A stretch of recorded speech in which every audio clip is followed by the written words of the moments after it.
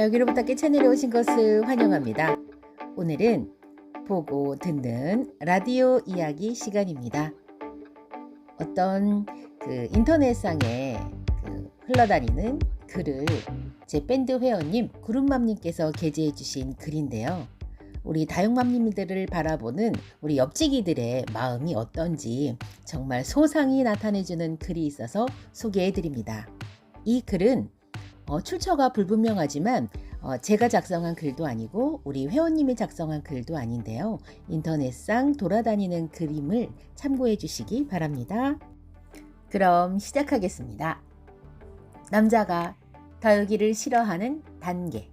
이거 네이버 카페에서 본 글입니다. 남자가 다육이를 싫어하는 단계.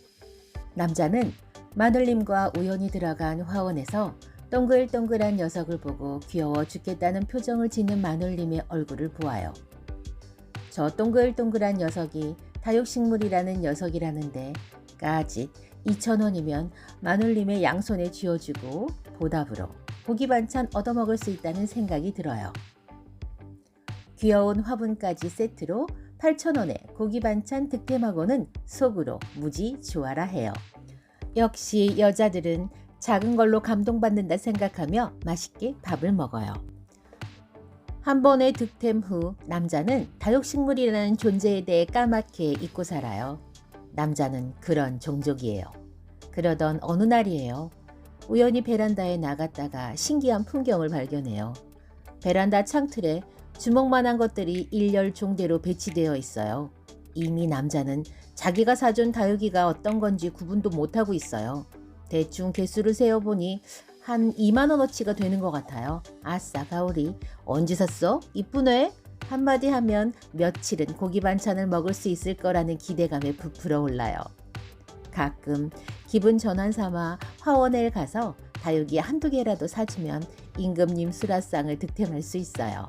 좋아서 팔딱팔딱 뛰는 마눌님을 보면서 다육이들이 외박 가는 쿠폰으로까지 보이기 시작해요.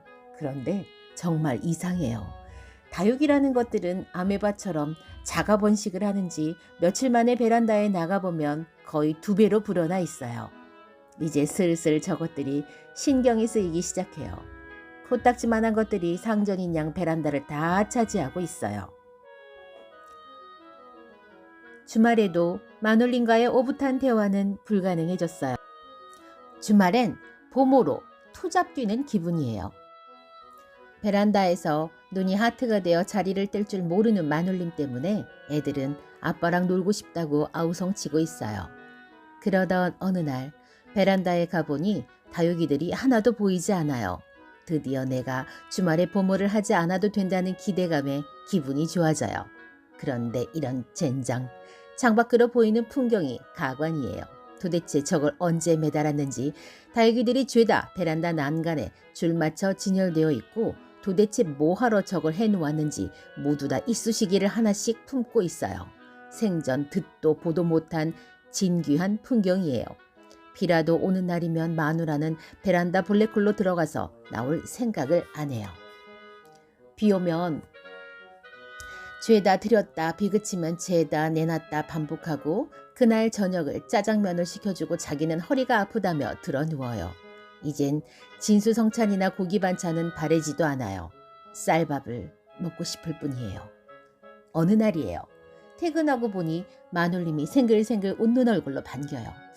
항상 베란다에서 목소리로만 반기던 마눌님이 친히 현관까지 마중을 나와주시니 황송하기 그지없어요. 마눌님의 손에 이끌려 베란다로 가보니 허걱이에요. 창밖에 비닐하우스가 있어요. 형광등도 갈 줄 모르는 마눌님이 저런 건 도대체 어떻게 한 건지 신기할 뿐이에요. 이제 비 오는 날 쌀밥 해주겠구나 하는 안도의 한숨을 쉬게 돼요. 그런데 이상해요. 이젠 맛있는 밥을 먹을 수 있을 거라 생각했는데 반찬이 점점 부실해져요. 식탁에서 뱀이 기어다닐 것만 같은 착각을 해요. 내가 애들처럼 부족한 영양을 우유로 날마다 채울 수 있는 것도 아니고 갑자기 웰빙 식당으로 바뀐 이유를 알 수가 없어요. 아무래도 베란다에서 자가 번식하고 있는 저 녀석들이 수상하게 느껴져요. 검색해보니 짐작이 맞았어요. 저것들 때문에 돈이 없어서 시장을 못 간 거였어요. 어이가 없지만 마눌님 심기를 건드렸다간 그나마 쌀밥도 못 얻어먹고 라면으로 연명해야 할 것만 같아 말도 못 꺼내고 혼자 끙끙 앓아요. 다육이에 대해 친절하게 설명해주고 키우기 쉽다는 화원 아줌마가 원망스러워져요. 이럴 줄 알았으면 처음부터 8,000원에 고기 반찬 득템하는 게 아니었어요.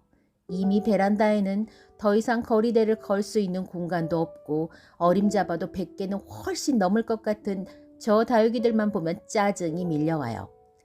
비닐하우스도 모자라 이상한 초록색 그물 같은 것도 뒤집어 쓰고 있는 꼬라지를 보면 저것들한테 내 밥상을 빼앗긴 것 같아 울화통이 터질 지경이에요.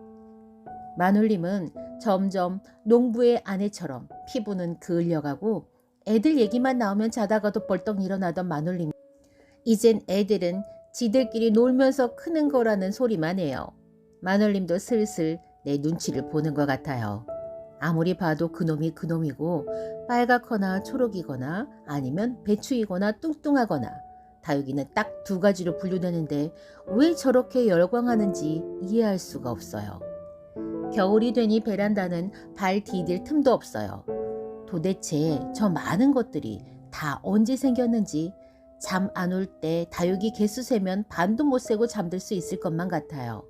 아직 2월인데 마눌님은 봄이 찾아왔다며 베란다 문을 활짝 열어요. 저 다육이들 때문에 온 가족은 2월에 집안에서 몽고메리를 입고 있어야 해요.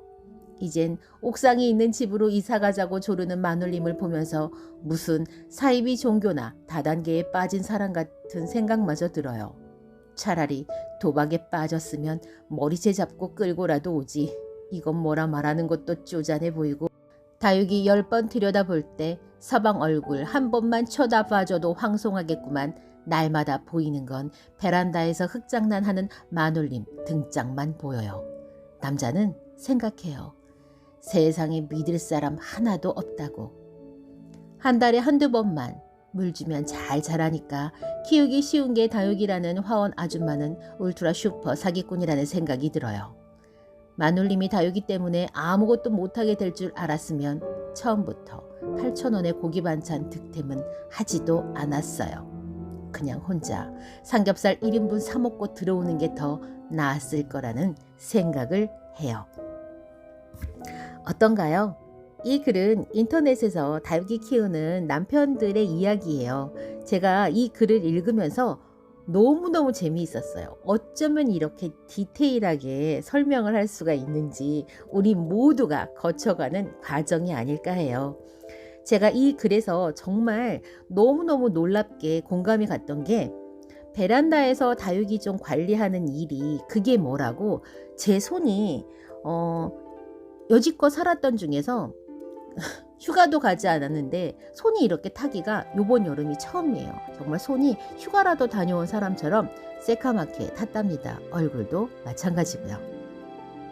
공감되는 글, 여러분의 이야기. 오늘 다부댁은 보이는 라디오, 듣는 라디오 시간 가졌습니다. 영상에 함께 나가고 있는 이 사진들은 제 밴드 회원님들의 다육이들입니다. 제 밴드 회원님들은 다육이를 못 키우는 초보가 아니라 초초초 고수님이신데 왜 밴드에서 이렇게 열광을 하시면서 서로 정보를 공유하는 것인지 아무래도 자랑을 하기 위해서 그러신 것이 아닌가 싶은 생각이 들 정도로 다육이를 아주 잘 키우고 계십니다. 아마 여러분도 그러실 겁니다. 저는 다음 시간에 다른 이야기로 다시 돌아오겠습니다. 그럼 안녕히 계세요.